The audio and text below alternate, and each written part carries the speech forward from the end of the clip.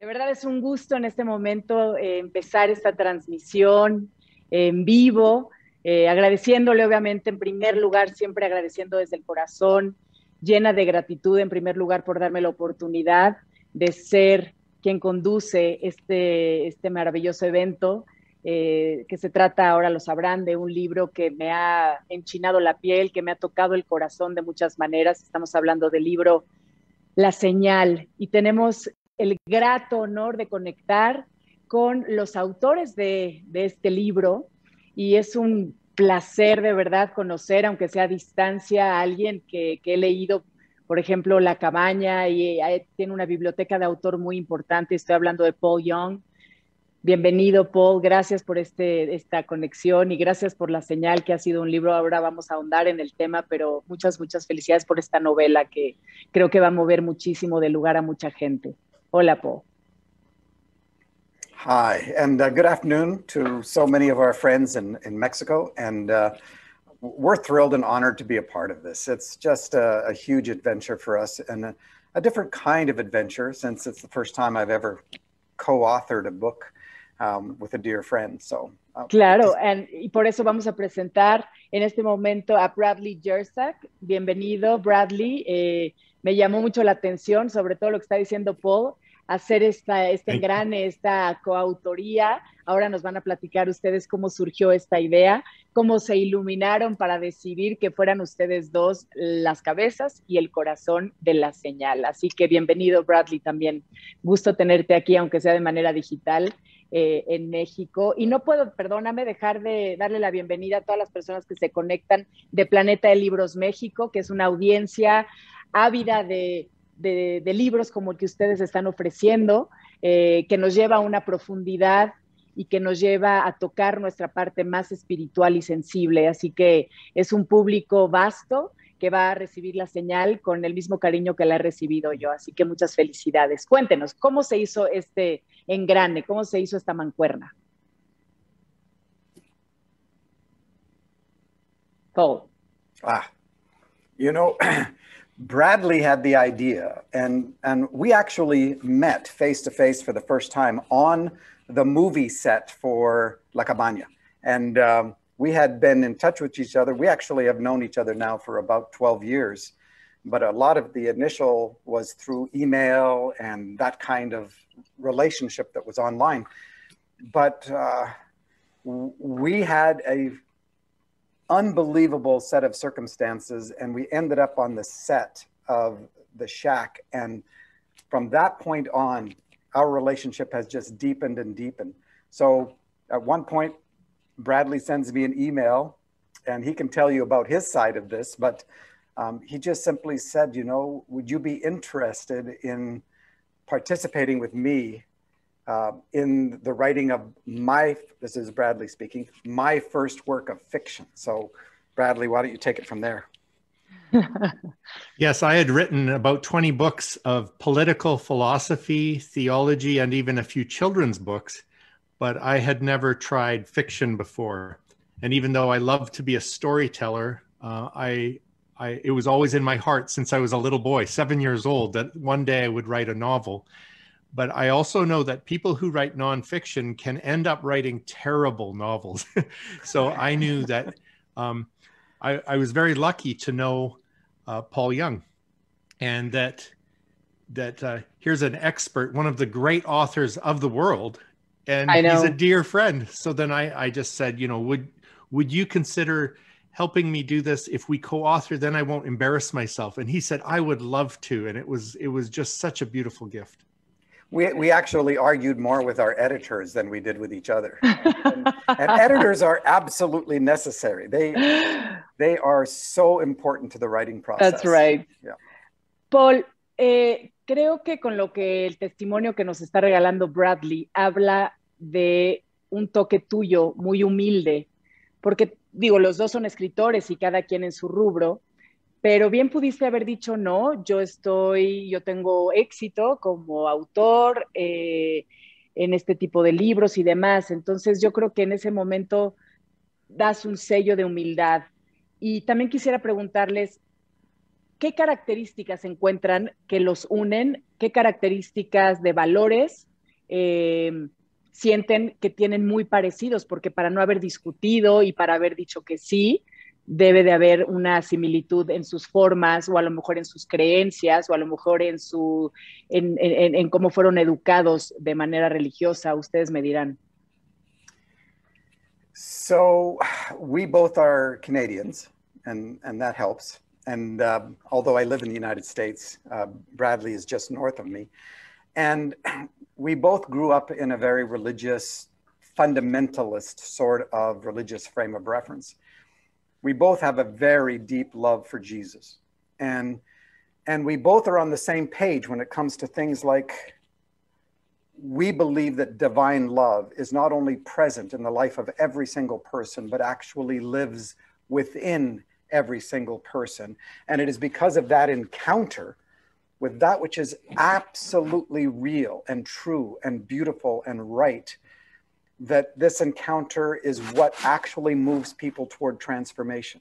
So everything that we write is intended to be accessible, to be truth-telling, to be affirmation for people, to hear for themselves and encounter divine love and goodness and light.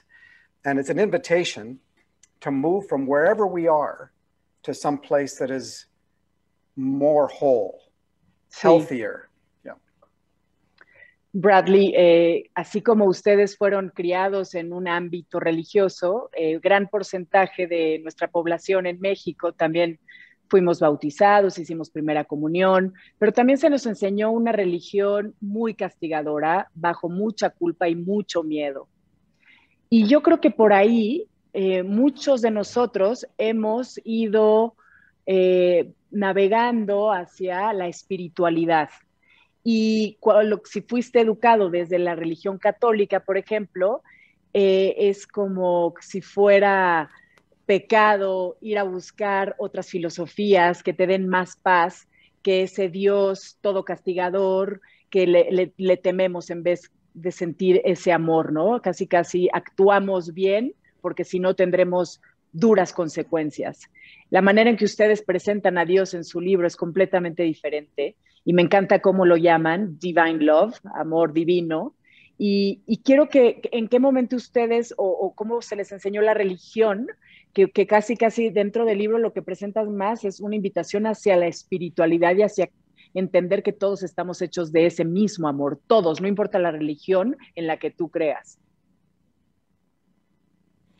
In some ways, Paul and I took the same journey as the pastor out of a fundamentalist kind of religion where God was a punishing judge, where God was someone who threatened us with eternal fire if we misbehaved, where we were actually taught to, be afraid of him, but you must worship him or he'll burn you.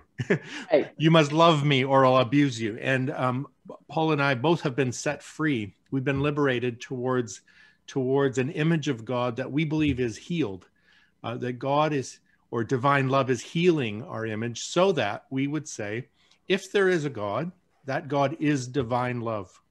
And if you want to know what that divine love looks like, you could see it in the life of Jesus, where he's so welcoming, so much hospitality. Wherever he goes, he's healing people. Why would we think God is different than that? And so just as I came out of that kind of scary, retributive, fearful image of God into one who is pure love, and where the central character of this God or of divine love is forgiveness and welcome and self-giving. That's transformed our lives from the inside out. This is really our experience, and we wanted to show that experience on the stage of a novel. Paul, adentrándonos hacia la novela, es muy fuerte lo que sucede al principio. Obviamente el lector irá descubriendo y no vamos a revelar todos los secretos, pero en algunas entrevistas que ustedes hicieron me tomo el permiso de decir cositas que ustedes han contado, como por ejemplo, cuando el pastor está dando al inicio de la novela su speech, sus enseñanzas, de repente entra esta mujer y se transforma y entra en un panic attack, en un ataque de pánico, que ni siquiera su propia mujer entendía qué era lo que le estaba pasando. Aquí habla de un mundo interno desconocido hasta para las personas más cercanas al pastor, hablando de su mujer, ¿no? Y aquí empieza toda esta locura para él y el espectador en ese momento no está entendiendo, el lector, perdón, lo que está sucediendo. Y yo te quiero preguntar, ¿qué es lo que enferma al pastor? ¿La culpa? ¿No haberse trabajado a él mismo? ¿Vivir una vida profesando algo, pero no siendo congruente con él mismo? ¿Qué enferma al pastor y qué enferma a un ser humano a través de la vida? Cuando no hay qué, cuando no hay cierto, me gustaría que tú encontraras la palabra. We are as sick as the secrets we keep. And in this story, not only is he a predator in terms of the way of his being, but he's also a victim in terms of his history. And so many of us are so full of shame about our lives and about the choices that we've made and about our history and what was done to us. And we have created a facade. We've created a false self through which we then relate to the world. But behind that is fear, is shame, are all the things that need to be healed. And what happens to this man is that there is a collision. There is a sign. There is a big stop when his past meets his present in a way that exposes him. And if we are as sick as the secrets we keep, exposure becomes the journey toward wholeness. But most of us hide. You know, back when I wrote The Shack, that was the imagery. The shack was the house on the inside that other people helped us build. And there are many of us, we didn't get good help. We were abused, we were abandoned, we were not related to with love and kindness that every child deserves. And we created self-protective techniques and mechanisms to try to deal with the world.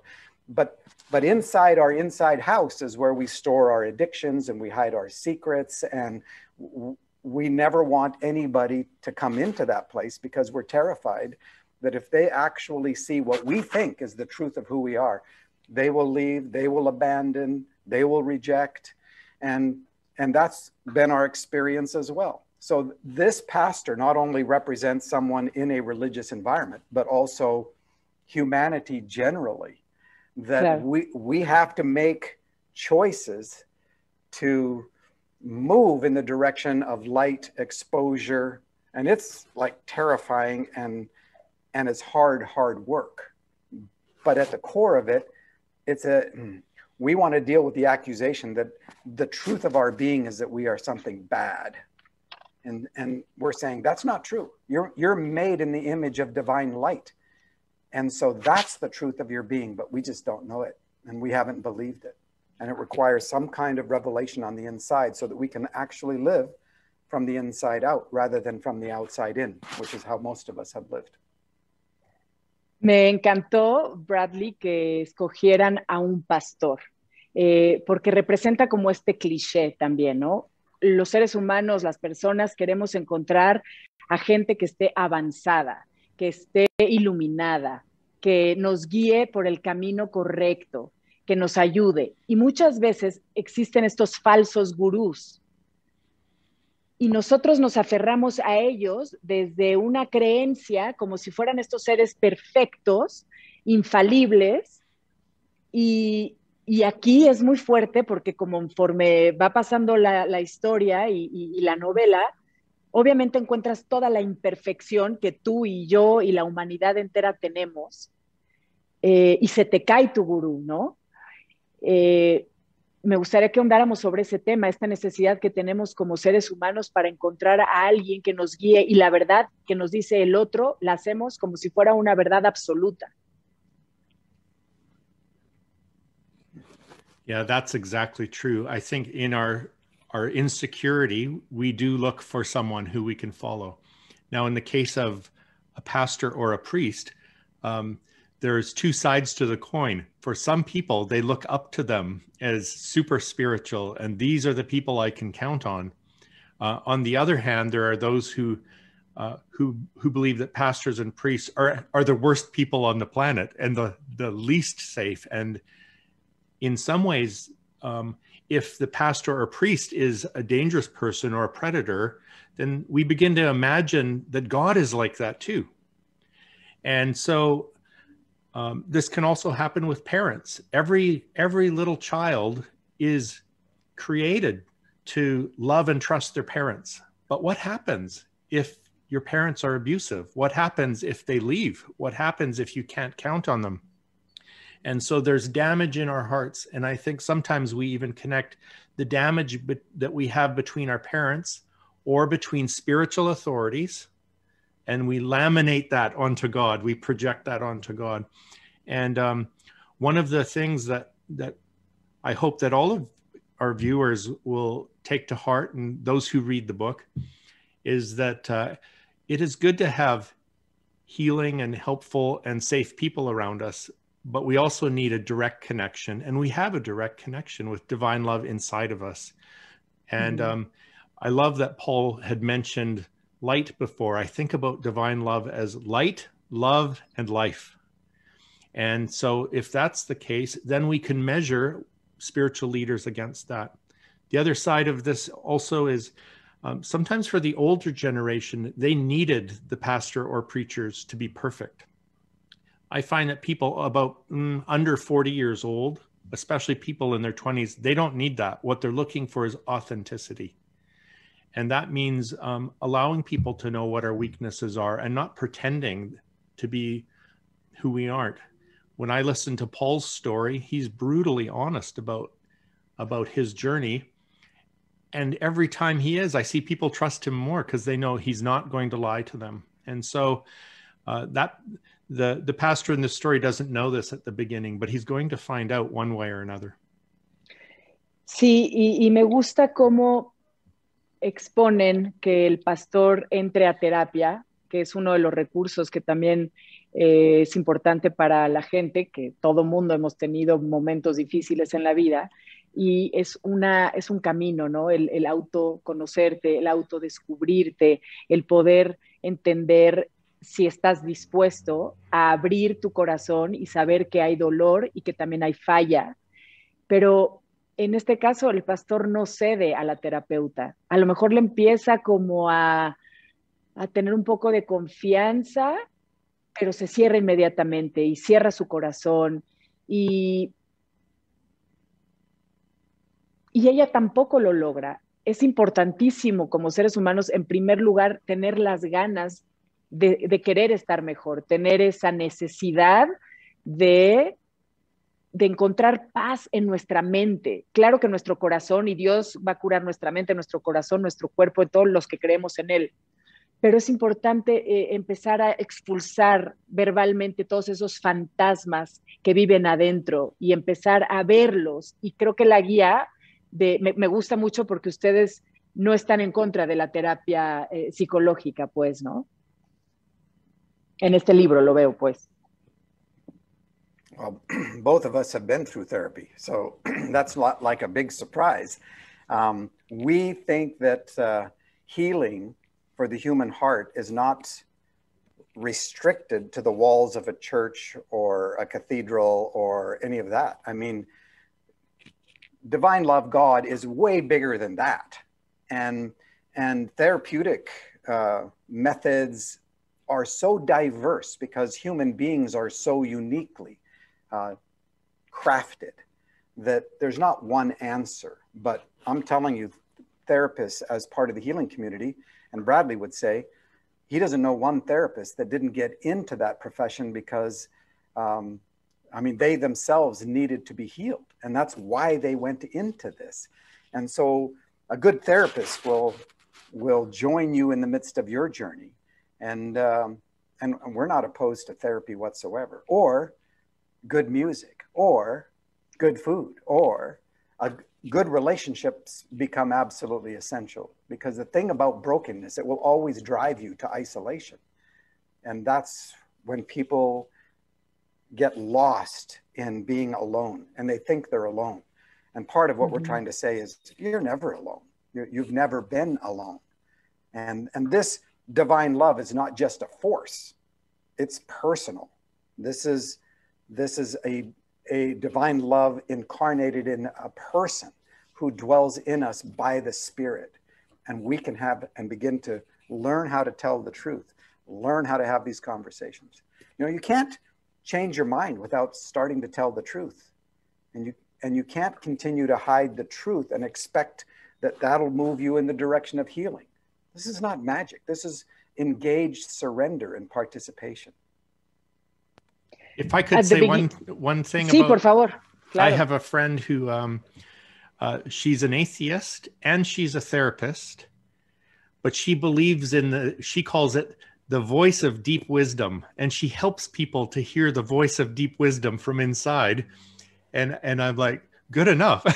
Why do we need labels, religious labels for that? And she brings them into deep level healing, just like the pastor found. Well, we call that divine love. She calls it the voice of deep wisdom, but this is available to all. And so even an atheist therapist is able to access that. It's very helpful. Al principio, Bradley, comentaste que esta es una novela, que es una ficción. Mientras la lees, puede ser la historia de personas. O sea, a cualquiera le pudo haber pasado algo así. ¿Qué tanto está reflejada la historia de gente que ustedes conocen, de sus propias vivencias? Yo sí he tenido la oportunidad de conocer seres humanos que de pronto se van a una coma durante un tiempo y lo que experimentan durante ese proceso de sanación para su cuerpo y también para su espíritu, regresan y las historias que te platican son para despertar a todos los que escuchamos los testimoniales, ¿no? Entonces, siento que yo pude haber creído que esta historia no era ficción, que era más bien apegado a la realidad. That's such a good question. I would say it this way. It is fiction, but it's not fantasy, because all of the characters in the book we call them composite characters of real people and their stories in this world. So in that sense, we might say, Paul will say, well, it's not real, but it's true. And so what happened was we used the story as a venue for some of the broken people who we know to be able to tell their story. So both in terms of predators and victims, and usually or often that's the same person, what you're hearing in the dialogues and also in their encounters come from real life people who couldn't tell their story in another way. So Paul and I were able to share some of these real life stories through these characters, and even the dialogues some of them are straight from my cell phone when people were texting me word for word. And we asked them permission. Can we tell your story in this way? So even the pastor character probably is a composite of 5 or 6 people and their stories. Not one of the memories shared in the stories didn't happen to a real person in this world. I think then that gives the novel real authenticity. And you can say, well, if this happened, it did happen. And we're able to tell you about it in a safe way for those folks. And I think the experience of the pastor is in a way extreme. I mean, he does not want to face both what he has done and what has happened to him. And so he descends into a psychiatric ward, into a place where he basically loses everything. And part of what we want to communicate is we know these people and we have participated in some of this brokenness ourselves. There is nobody who is so damaged that they cannot be healed.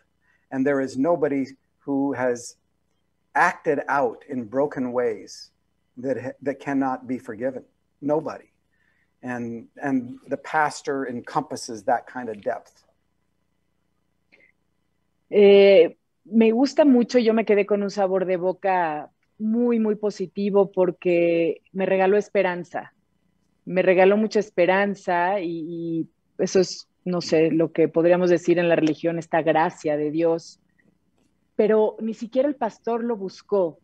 Él no fue, él no buscó a Dios. Yo creo que aquí el pastor, él tiene una suerte increíble de haber podido despertar después de este lapso de tiempo y haber tenido esa experiencia. Digo, en mi caso, y yo sé que ustedes también han tenido cerca la enfermedad mental de familiares. En mi caso, mi madre tomó la decisión a los 33 años de quitarse la vida.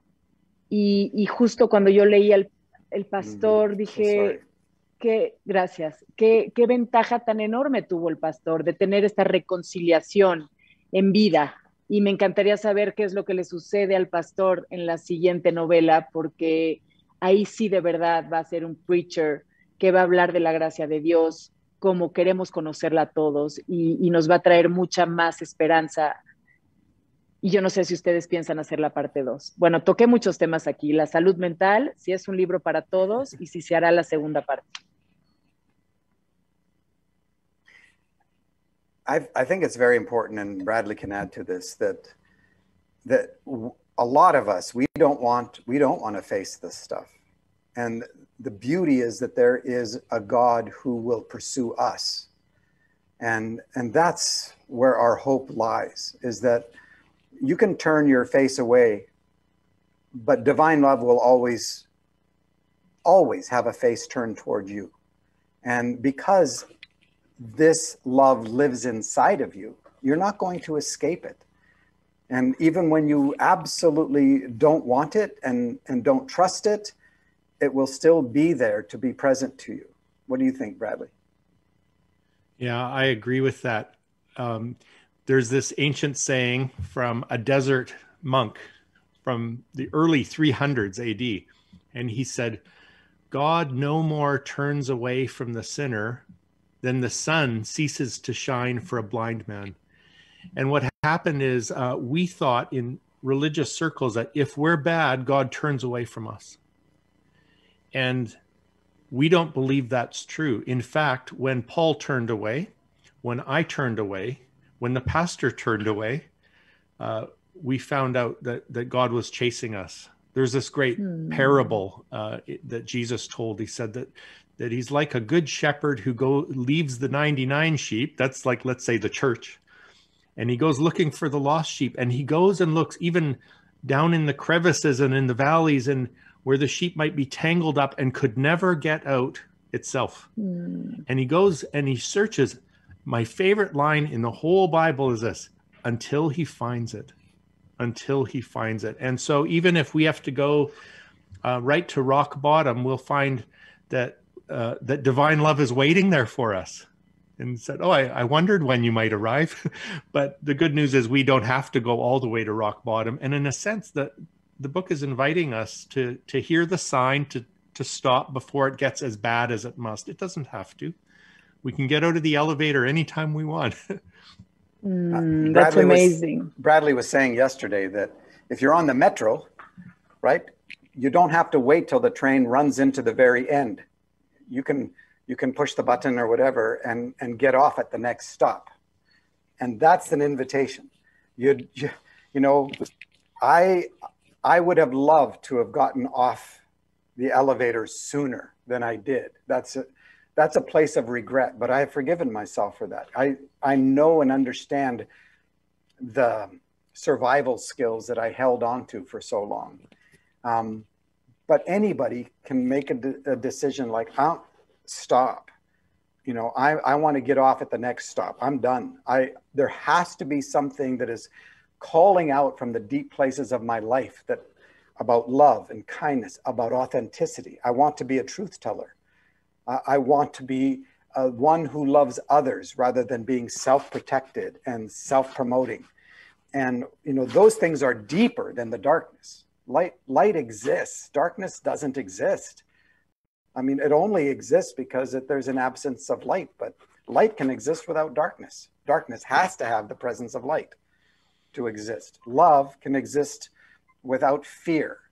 Fear can't exist unless love has been there and is there. So all the things that are true and matter, those things are what we're blind to And the work of the Spirit of God is to open our eyes to those things. And like Bradley said, we don't have to wait till we get to the place the pastor got. Sí, Even if that happens, you'll find that love is there. Creo que todos nos podemos relacionar con lo que dices, porque somos muy tercos las personas, somos muy testarudos y de repente tenemos señales y tenemos the wake up call y tenemos muchas situaciones en nuestras vidas que nos están invitando a despertar al amor divino y nos volteamos, le damos la espalda. Joseph Campbell lo habla muchas veces y me gusta mucho también cómo lo expresa, que necesitamos casi que la llamada ahí está, y suena, y suena, y suena, y suena, y no la contestamos, hasta que cosas fuertes nos pasan. En el caso del pastor, se le presentó su pasado y le hizo, hasta cuenta que se despertó un demonio ahí y no tuvo más remedio más que shut himself out, ¿no? Cerrarse completamente. Pero en los casos de las personas que estamos en el mundo, no se necesitan estar en esa situación tan drástica como lo que vive el pastor, sino me gusta su invitación, que es escuchemos las llamadas de atención. Si te divorciaste, si tu hijo se enfermó, si tuviste un accidente, si hay muchas experiencias que nos da Dios para empezar a abrir los ojos en ese sentido. Y bueno, pues aquí el pastor, me da mucha curiosidad saber qué es lo que va a pasar con él una vez que se despierta. Bradley? We don't know. We live in the grace of today. And if there's further projects, we can't foresee them yet. But I will say this, that the character Sage has had her wake-up call. And we see now what she does with it when she's been through her hell and back. And so at this point, we don't have plans for a sequel. But I am very interested in these characters, and Sage absolutely fascinates me even more than the pastor, actually. She is a remarkable woman who has gone through terrible brokenness and perhaps at one time would have been a very violent person. Well, instead, she's turned to the light and she's turned to love. And I'm actually happy to tell you that I know her. Again, this is one of those characters in real life, and Sage lives in my city. ¿Sage era la transvesti? No, Sage is one of the visitors who comes to Cuando está dormido. The cell. But I will say this too. My son Dominic played the drag queen in the audio version of the book, and that was a great fun. Amazing el audiobook, increíble, y lo dijiste, Paul, en alguna de tus entrevistas, o ustedes dos estaban haciendo un live, donde decían, es que hazte cuenta que estás escuchando una película. Es una película, es increíble, y los actores hicieron un trabajo espectacular. Cada día hay personas que ya no tienen el hábito de la lectura, y de verdad se agradece este tipo de audiolibros, porque te lo hace tan ameno. Me parece que son 2 horas 40, algo así. A mí, por ejemplo, me gusta mucho tener el libro físicamente. Yo no soy mucho de Kindle, me gusta tener las hojas, me gusta el libro, pero muchas veces me apoyo cuando es una buena narración, sobre todo en este libro. Invito a toda la gente que nos esté escuchando.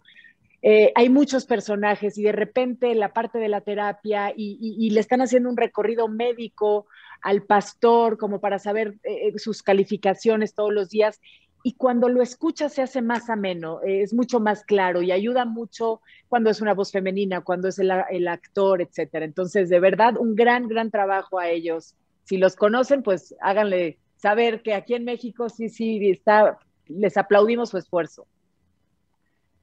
We recommend the audiobook first for a lot of people, and I mean, we listened to it and just cried. I mean, it was so beautifully done. 6 voice actors, including one of Bradley's sons, and it just has a way of penetrating to the heart like a piece of music would. you know, that we're so information centered that a lot of times we get lost in the words. When you can hear them, you're using the audio part of your heart and you hear things that you wouldn't otherwise see. That's right. Ay, bueno, pues como pueden darse cuenta, fue un libro que a mí me movió muchísimo. Ustedes lo escribieron, ustedes están aún más enamorados de esta obra. Y quiero que expongan cada uno lo que quisiera que la gente supiera, por si hay algo que no he dicho, algo que no les he preguntado, algo muy importante que solamente su corazón lo sabe. Y quiero que cada uno lo exprese para que las personas que nos escuchan tengan una visión muy clara de esta obra tan hermosa de la que estamos hablando. Paul. Again, Bradley mentioned this too, in that the journey is to begin to live from the inside out rather than from the outside in. And most of us have defined ourselves based on things that are outside of us, experiences that are outside of us, trauma that is outside of us, or people's opinions, or conflict at work, or competition, or media, or social media, or advertising. These are the things that we are constantly trying to reform ourselves in order to be acceptable. And yet, our inside world, we think we are alone, we think we are worthless, we think that we are fakes, that we're just going to, you know, imposter syndrome, we're going to be found out, which a lot of us have.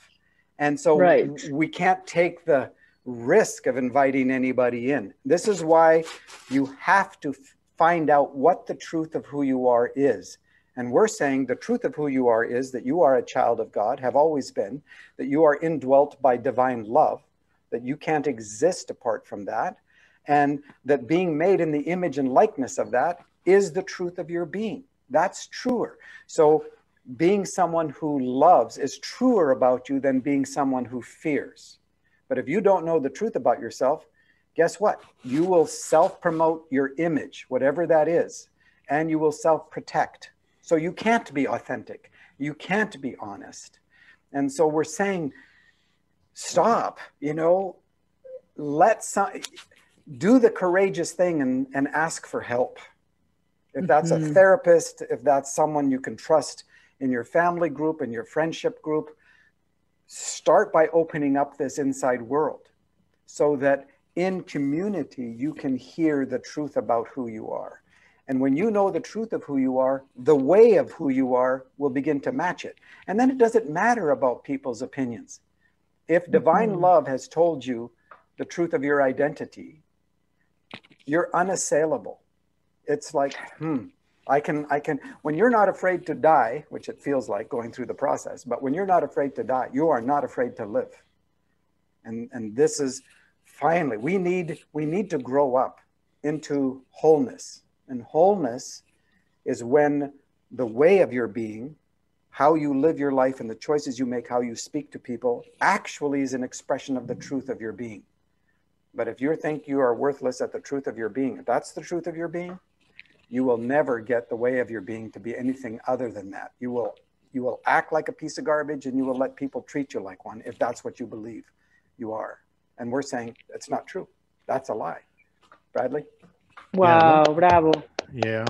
So, you know, I'm listening to the voice of divine love, and I think I have a message for people who are listening and who might end up reading, and that is very specific. For those of you who are abused in any way, sexually or with violence or with beatings as children, that was not your fault. That is not the measure of your value. God wasn't doing that to you, and it grieved God's heart. And the truth of your being that Paul is talking about is that you're precious and that you belong and that you're loved and that you're a child of God. And it doesn't matter, even if you've run away, God has run with you the whole time. And I'm a person who prays, and I pray that you'll run right into those arms. And here's the amazing thing, that you can begin that conversation today. Within your own heart, you can go to the safe place of your heart and ask divine love, how do you feel about me? Are you in there? Who am I? And these kind of things. I really believe that even our interview today can be that invitation to have that conversation, and that will renew how we see ourselves, and it will, when we see ourselves as beautiful from the inside, that does really affect day-to-day life and our relationships with others. So that's what I would want to reaffirm today. Así es, no podemos dar lo que nosotros no tenemos o lo que no creemos que somos. Por eso me uno a este llamado de importancia de empezar a darte a ti, empezar a llenarte tú primero de paz, de perdón, de reconciliación, de esperanza. Y yo creo que eso, lo que estamos presenciando en este mundo, nos damos cuenta de la falta que hace. Y por eso es una magia que este libro exista ahora, lo escriban ahorita en estas circunstancias de vida, donde hay mucha solitud dentro de los seres. Y entiendo también la desesperación de decir, pero es que si supieran que no están solos, si pudieran tener aunque sea una señal. Y la señal está dando este libro. Y yo creo que después de esta entrevista y de toda la labor que están haciendo ustedes también en redes, la gente correrá para bajarlo de manera auditiva o para tenerlo en las manos, que es una obra que vale la pena tener. Por mi parte, pues les agradezco esta coautoría. Creo que se creó una magia hermosa, espectacular. Es un libro lleno de amor y, como lo dije al principio, de muchísima gracia divina y mucha esperanza, lo cual pues les agradezco mucho. No puedo despedirme sin antes dar algunas menciones a todos los socios que han hecho posible que nos unamos esta tarde. Agradezco a los socios que se unieron en esta transmisión y voy a nombrar algunos de ellos. Es Bodega de Libros, Cafebrería Péndulo, Feria de la Frontera, Feria Universitaria del Libro de Pachuca, FIL Chihuahua, la librería La Mexicana, librería UJED, espero que lo haya dicho bien, librerías Gonville, librerías Porrúa, Mix Up, publicaciones de la Universidad Autónoma del Estado de México, y recomiéndame un buen libro. Muchísimas gracias por hacer esto posible. Ay, no quiero que termine esta transmisión, los he gozado mucho, mucho, mucho. You know, it's not goodbye, it's mi casa, su casa, and we'll see you later. Bravo, Paul, mi casa es tu casa, muchas gracias. También a ti, Bradley, un placer conocerte. Y bueno, pues ojalá siga esta unión que han hecho, que de verdad es muy hermosa, y les auguro muchísimo éxito en todo lo que venga, en sus carreras, y siguiendo tocando corazones, sobre todo, que por lo que escucho esa es la intención máxima, que así sea. We are thrilled to participate. Big hugs. It was good to be with you. Thank you so much. Gracias. Muchas gracias.